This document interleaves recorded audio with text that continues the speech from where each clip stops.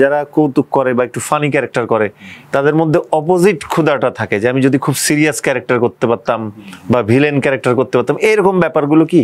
অবশ্যই মনে হয়। এবং আমি যে একেবারে এই ধরনের কোনো ক্যারেক্টার করিনি কখনো তা না, করছি, অনেক করছি, কিন্তু ওই যে সমস্যাটা হয়ে গেল যে তুমি যে আমাকে বললে না যে আপনারা যারা কমেডি করেন বা ফানি অভিনয় করেন এইখানে চিহ্নিত হয়ে যাওয়া, এই জিনিসটাই হলো একটা সমস্যা আমাদের দেশে।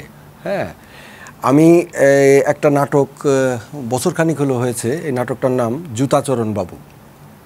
এটার লিড কাস্টিংয়ে আছে সজল। আচ্ছা, সজলের বন্ধু আমি এই ইসে, গোবিন্দ একটা ক্যারেক্টার আমার ইসে। আমি একজন মুচি, জুতা সেলাই করি। জি। আর সজল একজন মাস্টার ডিগ্রি পাশ করা একটা ছেলে, শিক্ষিত ছেলে। ও গ্রাম থেকে ঢাকাতে আসে, এসে কোথাও যে থাকবে সেই জায়গা নেই। ও এসে আমার কাছেই ওঠে, মানে বন্ধুর কাছে ওঠে। ও মুসলিম, আমি হিন্দু। একটা বাস্তবমুখী, মানে একটা সিরিয়াসের উপর দিয়ে সিরিয়াস একটা ক্যারেক্টার।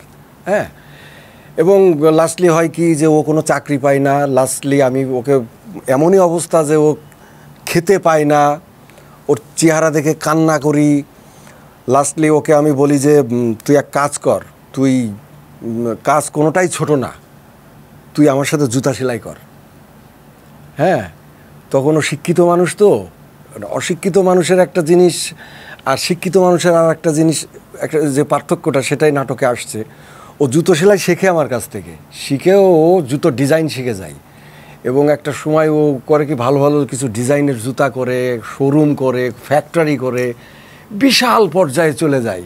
একটা মেয়ের সাথে প্রেম হয়, সেই মেয়ের সাথে বিয়ে হয়, সেই পরিবার তাদেরকে মেনে নেয় না।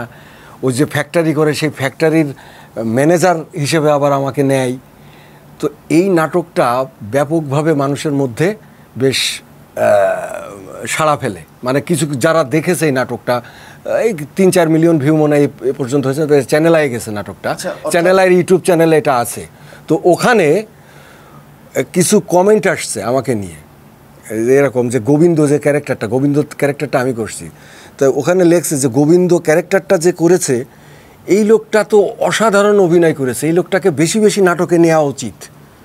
হ্যাঁ, অনেকে লেখছে যে হ্যাঁ এই লোকটাকে কেন নাটকে দেখি না, একে নেওয়া হয় না কেন। তার মানে কি, ওরা আমাকে চেনেই নি। ব্যাপারটা আমি কি বুঝাইতে পারছি?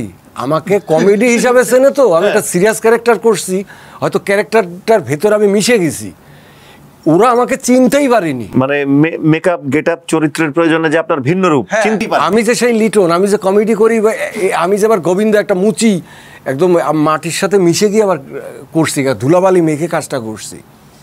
তো ওরা আমাকে চিনতেও পারেনি।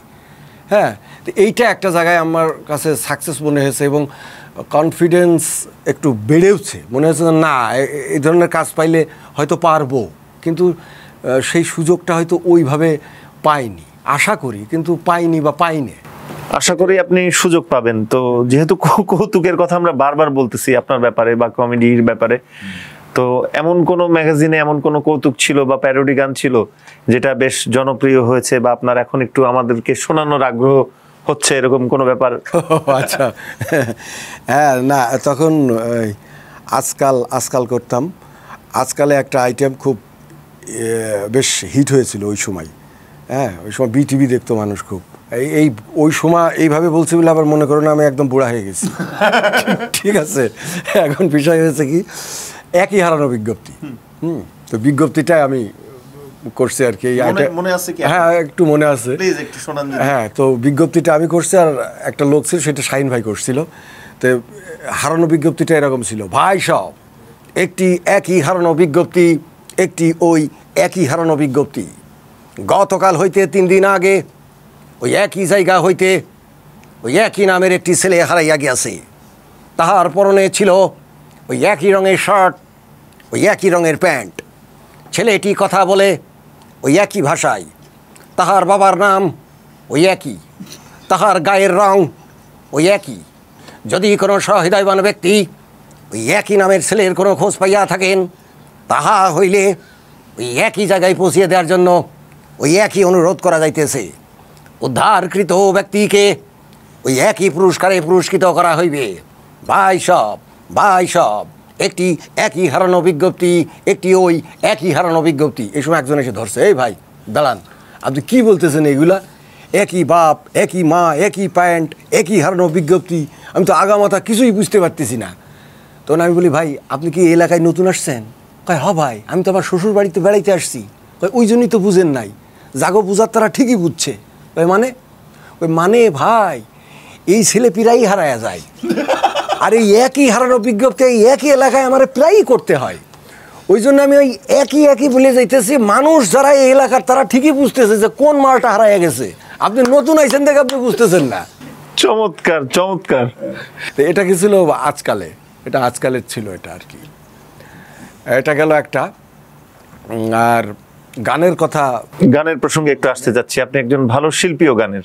না ভালো শিল্পী কিনা জানি না, আমি সরি একটু ইন্টারাপ্ট করলাম, যে আমি কিছুদিন আগে আপনার একটা ফেসবুকের একটা লেখা পড়লাম, যেখানে প্রয়াত খালিদ ভাই, আমাদের চাইমের খালিদ ভাই, উনি আপনাকে বলেছেন যে লিটন তুমি অভিনয় থেকে গান ভালো করো, তো আমার মনে হয় যে তুমি অভিনয় ছেড়ে গান করো, এরকম একটা উক্তি তিনি করে গেছেন। ও আচ্ছা, না এটা খালিদ ভাইয়ের মৃত্যুর পর আমি একটা স্ট্যাটাস লিখছিলাম তাকে স্মরণ করে। হয়েছে কি, ওই সময়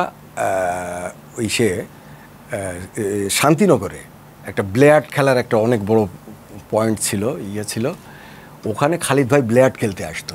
ওখানে থাকতো আমাদের যে ভিলেন ডন ভাই, খালিদ ভাই, আরও স্থানীয় কিছু বন্ধুরা মিলে, এটা কিন্তু বেশ আগের কথা।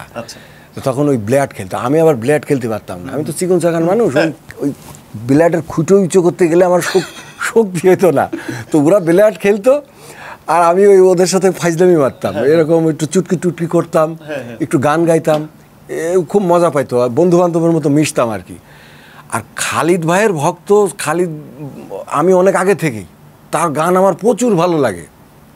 সেরকম একটা মানুষ আমি পেয়ে গেছি, সরাসরি বন্ধুর মতো মিশছি তার সাথে। তো এই মাঝে মাঝে করতাম কি, খালিদ ভাইয়ের গান খালিদ ভাইকেই শোনাতাম। আচ্ছা, খালিদ ভাইকেই শোনাতাম। তো খালিদ ভাই আবার খুব মজা পেত। তো একদিন আমি মানে খালিদ ভাইকে একটা গান শোনাচ্ছি, হ্যাঁ গা কর, ওই দিন খেলা বাদ দিয়ে তুই গান হচ্ছে। তা ওই যে গানটা কি মনে আছে? হ্যাঁ গানটা মনে আছে। কোনো কারণে ফেরানো গেল না তাকে, ফেরানো গেল না কিছুতে, সে যে হৃদয় পথের রোদে এক রাশ মেঘ ছড়িয়ে হারিয়ে গেল নিমেষে। খালিদ ভাই ধাপ করে ধরে বসলো, এই নিমেষেই কি কথাটা হবে? নিমিষেই। তোর বাড়ি ঝিনেদা না? তাই বলছি হ্যাঁ। এই হচ্ছে আমাদের এলাকার একটা সমস্যা, এই নিমেষেই কয় নিমিষেই, সেখানে বলতেছে নিমেষেই। খালিদ ভাই তো আমার গোপালগঞ্জ, ওই বেলটা অনেকটা একই। হ্যাঁ, তো তারপরের থেকে আর ভুল হয় না। তো খালিদ ভাই এরকম কিছু গান শোনাতাম, ওই ফাজলামি করতে করতেই উনি প্রশংসা করতো। তা আমি কৌতুক ওই সময় করতাম, স্টেজ করতাম, অ্যালবাম করতাম। ওই সময় উনি একটা সময় আর কি বলছিল যে তোর গান গাওয়া উচিত, তুই এগুলো কেন করিস? হ্যাঁ, তো সেটাই আর কি একটু স্মৃতিচারণমূলক। খালিদ ভাই যখন মারা গেল, আমি যখন স্ট্যাটাসটা লিখলাম, আমার ওই কথাগুলো খুব মনে পড়ছিল। একা ছিলাম তো একটু মনের মাধুরী দিয়ে মিশিয়ে লিখে ফেলছিলাম আর কি। সেটা আবার তোমার চোখে পড়ে গেছে। জনপ্রিয় একজন শিল্পী খালিদ ভাই, আল্লাহ তাকে বেহেশত নসিব করুক, তার গানগুলো বেঁচে থাকবে আমাদের মাঝখানে। তো আপনার কোন গানটা আমরা একটু শুনবো? আপনার নিজের গান আর কি। আমার নিজের গান বলতে কি মৌলিক গান নাকি এমনি ফানি গান? যে ফানি গাবেন, মৌলিক গাবেন। আজকে আপনাকে আমরা দর্শকদের সামনে আনছি আপনার সাথে কিছু মজা পাওয়ার জন্য বা মজা নেওয়ার জন্য। হ্যাঁ, না আমি ফানি গান তো অনেক করছি, মানে ওই প্যারোডি গান যেটা বলে আর কি, প্যারোডি দিয়েই আমার শুরু। আমি অনেক করছি, অত ঠিক মনেও নাই। তো একটু যা মনে থাকে, এই যে ধরো আমরা তো এখন কি করছি, কথা বলছি, তাই না? তো মোবাইল যখন আসলো, একদিন আমার হলো গানগুলো কিভাবে তৈরি হয়, সব যারা লেখে করে সুর করে তারা কিন্তু এইভাবেই করে। তো একদিন আমি দেখলাম কি মানুষ মোবাইলে নানানভাবে কথা বলে। হ্যাঁ, এইভাবে বলে, কেউ এইভাবে বলে, কেউ চিল্লায় বলে, কেউ করে বলে। কথার কিন্তু নানান ব্যাপার আছে, প্যাঁচ আছে। তো হঠাৎ আমার একদিন মনে হলো যে কথা নিয়ে একটা গান হতে পারে। তো কথা নিয়ে গানটা এরকম ছিল, চারিদিকে চলে কত কথা, শুনলে ধরিবে মাথা, ভক্তি ভক্তি ক্লান্ত হয়ে যাই, তবু সবাই কত কথা কই রে, চারিদিকে চলে কত কথা, শুনলে ধরিবে মাথা, ভক্তি ভক্তি ক্লান্ত হয়ে যাই, তবু সবাই কত কথা কই, কারো কথা মিষ্টি লাগে কারো কথা টক, কেউ আবার অকারণে করে বক বক, কথায় কথায় চলে ঝগড়াঝাটি, কথা বললে করে কেউ কান্না কাটি, কথার মাঝে কেউ দেয় বিষ মিশিয়ে, কেউ আবার কথা বলে ফিস ফিসিয়ে। এই আর কি। বাহ।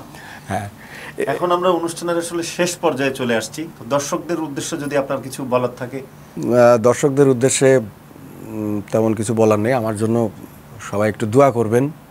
আমি চেষ্টা করছি, এখনও শিল্পী হতে পারিনি, বিশ্বাস করেন খুব চেষ্টা করছি। আসলে শিল্পী হওয়াটা অনেক কঠিন, কিন্তু ইদানিং যেটা দেখছি শিল্পী ঘরে ঘরে, অনেকটা অবাকই লাগে। ভিউ দিয়ে আজকাল শিল্পী মাপা হয়, কিন্তু সত্যি বলতে আমি এই শিল্পীর জগতে মনে হয় সেদিনই আসলাম, কিন্তু 25 বছর হয়ে গেছে, এখনও মনে হয় আমি শিল্পী হতে পারিনি। বাংলাদেশের নাটক সিনেমা এগুলো দেখবেন আর আমার জন্য দোয়া করবেন, এটাই। আর মৌলিক গানের কথা বললে আমি আবার একটু লেখালেখিও করি, তো বেশ কিছু নাটকের টাইটেল সং আমার করা আছে। অরণ্য আনোয়ার ভাইয়েরই একটা নাটক একদিন ছুটি হবে, তো এই গানের কথাগুলি এত বেশ টাচি ছিল, আমার কাছে মনে হয়েছে যে এটা দিয়ে একটা পূর্ণাঙ্গ গান হতে পারে। তো তখন আমি একটু শখের বসেই একটা গান আমি তৈরি করেছি, গানটির শিরোনাম হচ্ছে একদিন ছুটি হবে। প্লিজ ওইটাই আজকে আপনার কাছ থেকে আমরা শুনতে যাচ্ছি, শুনতে শুনতে আমরা বিদায় নিব।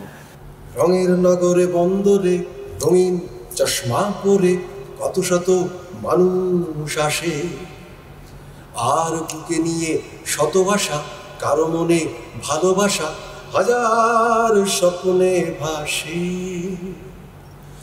রঙের নগরে বন্দরে রঙিন চশমা পরে কত শত মানুষ আসে, আর বুকে নিয়ে শত ভাষা, কারো মনে ভালোবাসা, হাজার স্বপ্নে ভাসে। কিছু স্বপ্ন স্বপ্নই রবে, একদিন ছুটি হবে। কিছু স্বপ্ন স্বপ্নই রবে, একদিন ছুটি হবে। জীবনের অঙ্কে কেউ করে পাশ, হতাশা নিয়ে কারো শূন্যে বসবাস। এ জগৎটা আজব এক মায়ামোহময়, কেউ ঘুরছে রং মেখে কি যেন কি হয়।